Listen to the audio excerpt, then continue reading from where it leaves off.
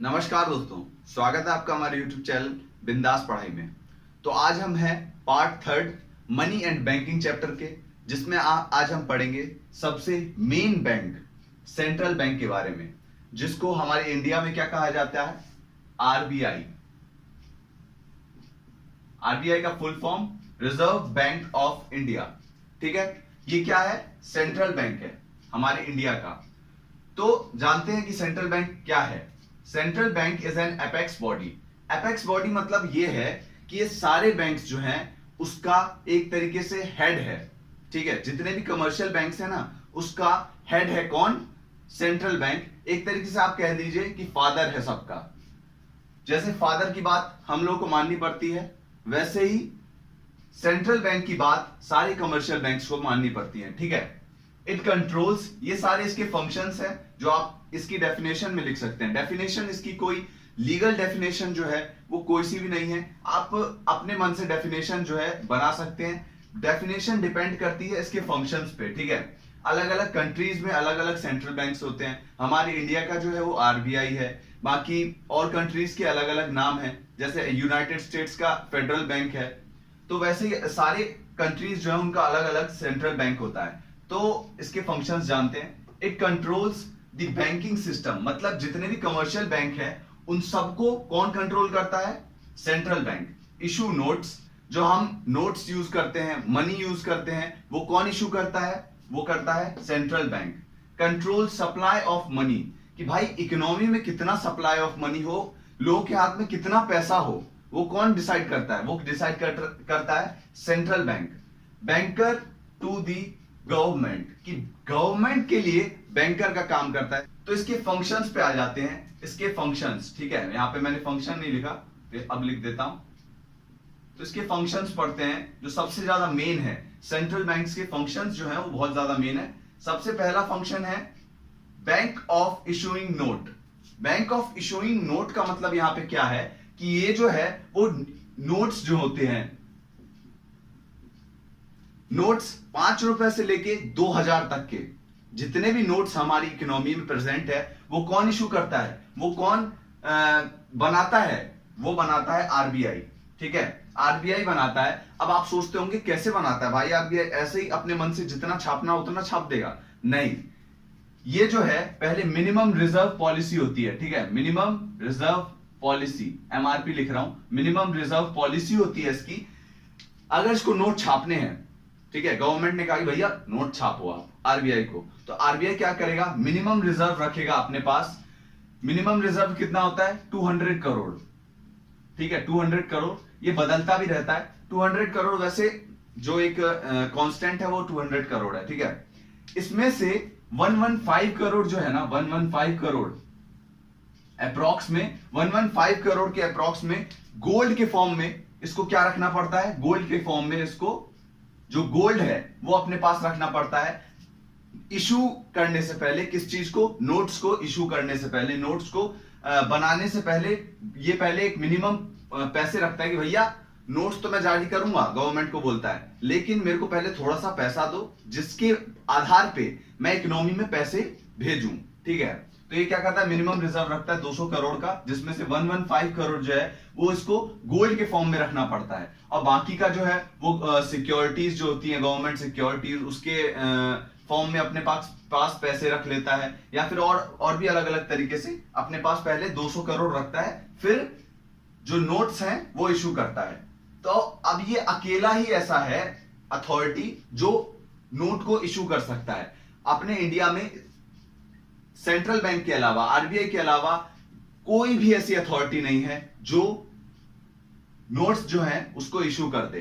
ठीक है, बाकी कोई भी अगर इशू करेगा नोट तो वो इलीगल कहलाएंगे, वो लीगल नोट्स नहीं कहलाएंगे, उसका यूज हमारी इकोनॉमी में नहीं हो पाएगा। ठीक है, इसीलिए जो नकली नोट पकड़ाते हैं वो इसीलिए पकड़ाते हैं क्योंकि वो सेंट्रल बैंक के द्वारा इशू नहीं हुए रहते हैं। तो हमने पहला फंक्शन पढ़ा। सेकेंड फंक्शन है इसका बैंकर टू द गवर्नमेंट, कि ये गवर्नमेंट के लिए एक बैंक का काम करता है। जैसे हमारे लिए कमर्शियल बैंक जो हैं जो बैंक का काम करते हैं, वैसे ही जो आरबीआई है या फिर सेंट्रल बैंक है वो गवर्नमेंट के लिए भी बैंक का काम करता है। कैसे बैंक का काम करता है? अब गवर्नमेंट को पैसा चाहिए भैया, कितना? 500 करोड़।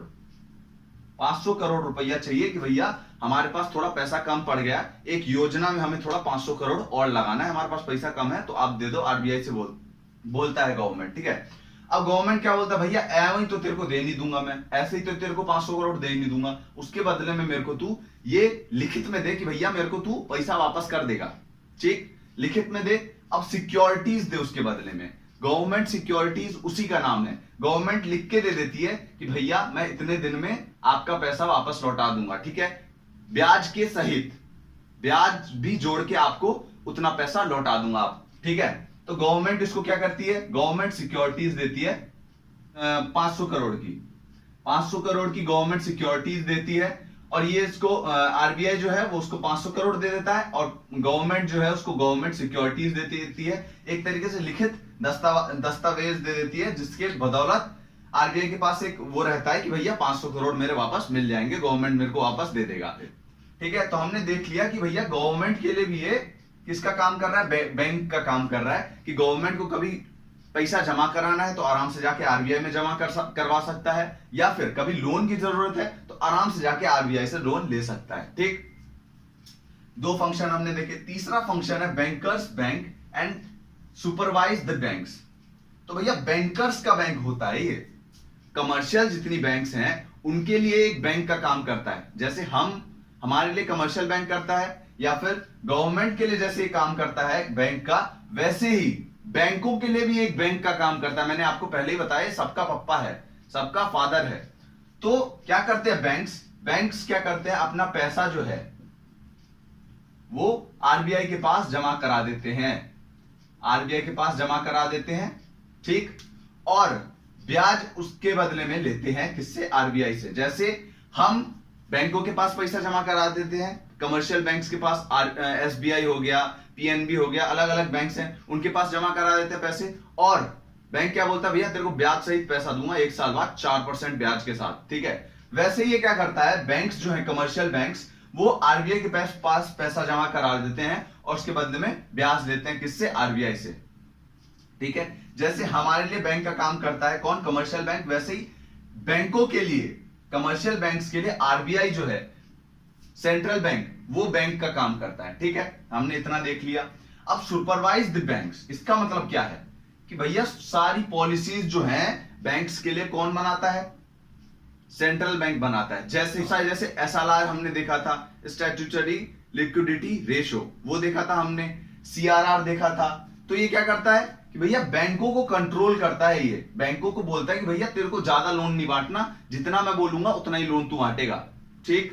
कैसे, अगर इसने सीआरआर बढ़ा दिया तो बैंक की लोन बांटने की कैपेसिटी अपने आप कम हो जाएगी, क्योंकि मैंने पहले ही बताया था आपको पहली वाली वीडियो में कि भाई जो मनी क्रिएशन है, मनी क्रिएशन वो इनवर्सली प्रोपोर्शनल होता है, किसके, सीआरआर के, कैश रिजर्व रेशो के इनवर्सली प्रोपोर्शनल होता है। अब अगर आरबीआई सीआरआर बढ़ा देगा, कैश रिजर्व रेशो बढ़ा देगा, तो एमसी जो है मनी क्रिएशन अपने आप कम हो जाएगा कमर्शियल बैंक्स का।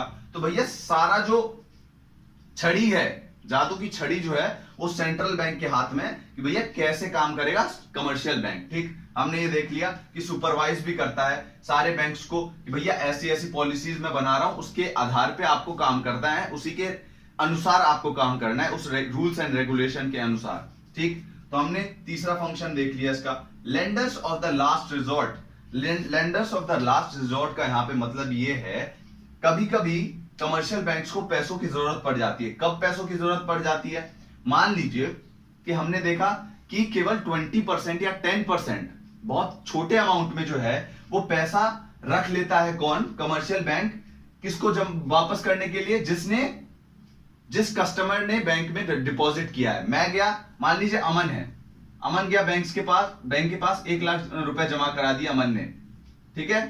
तो हमने देखा था कि 1 लाख में से 80,000 वो लोन के तौर पे बांट देगा बैंक, और केवल 20,000 रखेगा कि भैया अमन को कभी जरूरत पड़ गई तो अमन मेरे से मांगने आ जाएगा। अब मान लीजिए कभी लोगों को लगने लग गया, जितने लोगों ने पैसा जमा कराया है बैंक के अंदर, सबको लगने लग गया भैया बैंक तो डूब गया, बैंक कब नहीं चलने वाला।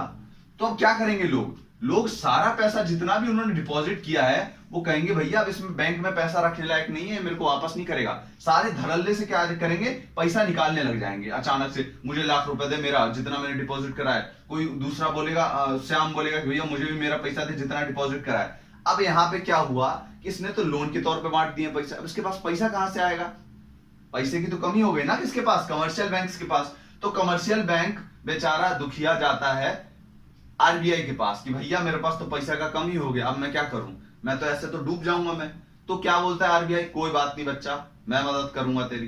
तो आरबीआई जो है वो लोन दे देता है किसको, कमर्शियल बैंक्स को। तो हमने देखा कि कमर्शियल बैंक, और ये जो सीआरआर जमा करा रहा है कभी कभी इसके तौर पे भी दे देता है। सीआरआर बोलता है भैया तू मेरे पास सीआरआर जमा करा रहा है, चल जा तेरे को दे देता हूं पैसे, बाद में आराम से लौटा दियो, ठीक है। आरबीआई बोलता है किसको, कमर्शियल बैंक्स को। तो हमने देख लिया कि lenders of the last resort, last resort मतलब ये होता है जब बैंक बिल्कुल गंदी हालत में हो, किसी से उसको पैसा ना मिल रहा हो, तब कौन देता है, आरबीआई उसको बोलता है भैया मैं हूं तेरे साथ, मैं तेरे को पैसा देता हूं, ठीक है। तो हमने देखा चौथा फंक्शन। अब पांचवा फंक्शन क्या है, custodian of foreign reserve. Custodian of foreign reserve का मतलब ये है कि मान लीजिए बाहर से जितना पैसा आ रहा है देश में, बाहर से कैसे पैसा देश में आएगा। अब मान लीजिए हमारे यहाँ के लोग जो हैं वो बाहर रहते हैं, बहुत सारे लोग बाहर काम करते हैं, इंडिया के लोग अमेरिका में काम करते हैं, ब्रिटेन में काम करते हैं, अलग अलग जगह काम करते हैं। अब वो क्या करते हैं, अपने परिवार वालों को पैसा भेजते हैं, परिवार वालों को पैसा भेजते हैं किस फॉर्म में, वो जहां पे रहते हैं उस करेंसी में पैसा भेजते हैं। तो वो जो है वो फॉरेन करेंसी है, वो इंडिया में आ रही है, तो उसको रखता कौन है, उसको रखता है आरबीआई, ठीक है। वो आरबीआई रख लेता है अपने पास। या फिर और भी तरीके की इन्वेस्टमेंट होती है, मान लीजिए बाहर की मल्टीनेशनल कंपनी है, कोई सी बड़ी बहुत बड़ी कंपनी है, वो आके इंडिया में अपना कुछ खोल रही है, ठीक है, बिजनेस। अब वो क्या करेगी, अपने यहाँ की करेंसी लाएगी इंडिया में, तो वो सारा पैसा कौन रखेगा, आरबीआई रखेगा, उसके बदले में उसको इंडिया की करेंसी दे देगा, बोले भैया ये करेंसी चलती है इंडिया में, आराम से आप ये चलाओ, ठीक है। तो सारा जो फॉरेन रिजर्व है, बाहर से जितना भी पैसा आ रहा है, जो हमारे लिए एक्सपोर्ट कर रहे हैं हम माल को, तो एक्सपोर्ट जो करते हैं इंडिया से कहीं और, मान लीजिए यूनाइटेड स्टेट्स में एक्सपोर्ट किया हमने अपना माल, तो वो क्या करेंगे, यूनाइटेड स्टेट्स वाले अपनी करेंसी देंगे हमें, डॉलर, तो हम डॉलर लेके आ जाएंगे, और आरबीआई रख लेता है सारा जो फॉरेन करेंसी जो है वो सारा आरबीआई रख लेता है, उसके बदले में जो हमारी यहाँ की करेंसी है वो दे देता है, ठीक है। तो हमने देखा कि भाई फॉरेन करेंसी जो है, फॉरेन रिजर्व जो है, वो सारा कौन रखता है, आरबीआई। कस्टोडियन मतलब रखने वाला, ठीक है। अब छठा फंक्शन है क्लियरिंग हाउस फंक्शन, ठीक है। क्लियरिंग हाउस फंक्शन का मतलब क्या है यहाँ पे, क्लियरिंग हाउस का मतलब ये है कि मान लीजिए यहाँ पे अमन है, ठीक है, अमन है यहाँ पे, और यहाँ पे है श्याम, ठीक है। अमन ने बोला भाई मुझे श्याम से कि भैया मुझे 15,000 रुपए की जरूरत है यार, मैं क्या करूं। तो श्याम ने बोला अच्छा चल 15,000 की जरूरत है, ले चेक काट के देता हूं तेरे को 15,000 का। क्या किया इसने, चेक काट के दे दिया, कितने का, 15,000 का। किसको दे दिया, श्याम ने दिया अमन को, ठीक है। अब अमन क्या करेगा, अमन का श्याम का अकाउंट था किसमें, एसबीआई में था श्याम का अकाउंट। अब इसने काट के दे दिया चेक 15,000 का अमन को। अब अमन गया किसमें, पीएनबी में, पीएनबी बैंक में गया अमन, और बोला भैया ये चेक जो है उससे पैसे मेरे को निकालने हैं, चेक लो और पैसा मेरे को दो, ठीक है। अब पीएनबी बैंक जो मना नहीं कर सकता, हमें पता है कि सारे चेक जो है वो हम किसी भी बैंक में जाके विड्रॉ कर सकते हैं चेक के अमाउंट को, ठीक है। तो अमन ने जो पीएनबी अकाउंट था श्याम का किसमें, एसबीआई में, 15,000 रुपए उसने एसबीआई में जमा कराए होंगे, लेकिन अब अमन जो है निकाल कहां से रहा है, पीएनबी से। तो जो 15,000 है वो एसबीआई के पीएनबी के ऊपर, पीएनबी के एसबीआई के ऊपर उधार चढ़ गए, ठीक है, उधार चढ़ गए किसके, पीएनबी के एसबीआई के ऊपर। अब श्याम बोलता है कि अमन को थोड़े एक साल बाद कि भैया 15,000 का क्या हुआ, मेरे पैसा वापस मेरे को लौटा। अमन बोलता है ठीक है भाई पैसा तेरे को लौटा दे रहा हूं, अभी तो मेरे पास 10,000 है केवल। श्याम बोलता है चल ठीक है 10,000 लौटा। तो 10,000 रुपए क्या किए श्याम ने, अमन ने श्याम को दे दिए वापस। अब सेम यहां पे हुआ, अब अमन का अकाउंट कहां पे है, पीएनबी में, पीएनबी से किसको दे दिया, एसबीआई को दे दिया, कितना, 10,000 रुपए, 10,000 रुपए, ठीक है। तो यहां पे जो ये पूरा चेक वाला सिस्टम है कि भैया इसने इसको दिया 15,000 रुपए, लेकिन उसने दूसरे बैंक से विड्रॉ कर लिया पैसा, तो यहाँ पे इस पूरे फंक्शन में जो डेब्ट चल रहा है, एक बैंक का दूसरे के ऊपर कर्ज चल रहा है कि भैया एक बैंक में जमा तो उसका किसी और बैंक में, लेकिन विड्रॉ कहां से कर रहा है, दूसरे बैंक से। तो ये जो पूरा फंक्शन है, इसमें इतना जो हौच पौच है, इसको क्लियर कौन करता है? आरबीआई क्लियर करता है भैया, reserve bank of India clear करता है। इन दोनों बैंक का, एसबीआई और पीएनबी, दोनों बैंक का अकाउंट कहां पे? आरबीआई में। अब ये जो दोनों, जो 10,000 रुपए और ये 15,000 रुपए है, तो क्या करेगा आरबीआई एसबीआई को बता देगा कि भैया अकाउंट होल्डर जो है उसने पीएनबी से पैसे निकाले हैं, अब तेरे को पीएनबी को 15,000 रुपए देने हैं, तो मैं पीएनबी को 15,000 रुपए दे रहा हूं, तू मेरे को 15,000 रुपए दे दियो। अब एसबीआई से जैसे कि पीएनबी ने निकाल लिया, पीएनबी के अकाउंट होल्डर ने, तो एसबीआई को पैसा कौन दे देगा? आरबीआई। और पीएनबी आरबीआई को पैसा दे देगी। तो ऐसा चलता है कि दोनों के अकाउंट जो है, एसबीआई और पीएनबी दोनों के अकाउंट आरबीआई में है, और ये जो पूरा सिस्टम है उसको आराम से आरबीआई संभाल लेता है। आरबीआई दोनों को पैसा पे कर देगा और बाद में इन दोनों जो बैंक है उनसे बात कर लेगा। अमन और श्याम का जो है आराम से ट्रांजैक्शन हो जाएगा, ठीक है। तो आरबीआई जो है वो क्लियरिंग हाउस का काम करता है दोनों बैंक्स के बीच में, या फिर जितने भी बैंक्स हैं उनके बीच में, जो चेक वाले डिपॉजिट है उसके बीच में, ठीक है। तो 7वां फंक्शन है हमारा control of credit. Control of credit का मतलब यहां पे क्या है? कंट्रोल ऑफ क्रेडिट का मतलब यह है कि जो सप्लाई ऑफ मनी है वो कितना है, या फिर जो बैंक्स हैं वो जो क्रेडिट डबल करती है, ट्रिपल करती है, ये किसके ऊपर आधारित था? ये हमने देख लिया था कि मनी क्रिएशन जो है, क्रेडिट क्रिएशन जो बैंक्स का है, वो सीआरआर के ऊपर आधारित है या फिर एसआरआर के ऊपर आधारित है। तो हमने देखा कि ये जो सीआरआर बढ़ाने का या फिर घटाने का, या एसआरआर बढ़ाने का या घटाने का, ये अथॉरिटी, ये पावर किसके हाथ में है? फादर के हाथ में है। किसके? सारे बैंकों के फादर कौन है? आरबीआई या फिर सेंट्रल बैंक। तो इसके हाथ में है सीआरआर बढ़ाने का। जब सीआरआर बढ़ जाएगा तो बैंक जो है, बैंक की लोन बांटने की क्षमता अपने आप कम हो जाएगी, और बैंक की लोन बांटने की क्षमता कम हो जाएगी, तो ये जो क्रेडिट है, कंट्रोल सप्लाई ऑफ क्रेडिट मतलब मनी का जो सप्लाई है मार्केट में, वो अपने आप कम हो जाएगा। क्यों? क्योंकि बैंक लोन कम बांटेंगे। जैसे ही सीआरआर बढ़ा देगा आरबीआई, तो मान लीजिए इन्फ्लेशन है, इन्फ्लेशन कब आता है, महंगाई कब आती है? जब लोगों के पास ज्यादा पैसा हो जाता है। जब लोगों के पास ज्यादा पैसा हो जाता है तब लोग ज्यादा डिमांड करते हैं, और ज्यादा डिमांड करते हैं तो प्राइस जो है वो किसी भी चीज का बढ़ जाता है। तो इन्फ्लेशन के समय पैसों को खींचना होता है, सक करना होता है मार्केट में से। तो उस टाइम क्या करता है आरबीआई? सीआरआर को बढ़ा देता है, जिससे बैंक जो है वो कम लोन बांट सके और लोगों के हाथ में पैसा कम हो, जिसके कारण डिमांड कम हो, और डिमांड कम होगी तो अपने आप जो रेट है वो इन्फ्लेशन जो है वो अपने आप खत्म हो जाएगा, जब सप्लाई ऑफ मनी कम हो जाएगा। और ऐसे ही डिफ्लेशन जब आता है, मंदी जब छा जाती है मार्केट में, तो क्या करता है? सीआरआर जो है वो घटा देता है आरबीआई, जिससे ये जो बैंक्स हैं वो ज्यादा पैसा बांट सके, और ये जो मंदी की सिचुएशन है कम हो जाए, कि जिससे ज्यादा पैसा मार्केट में जाएगा, अपने आप मंदी की सिचुएशन जो है वो खत्म हो जाएगी, ठीक है। तो हमने सारे जो इसके फंक्शंस थे उनके बारे में देखा। तो केवल इस वीडियो में इतना ही। धन्यवाद इस वीडियो को देखने के लिए। अगर आपको वीडियो पसंद आई हो तो प्लीज वीडियो को लाइक कीजिए एंड शेयर करिए, एंड चैनल को प्लीज सब्सक्राइब करिए। धन्यवाद।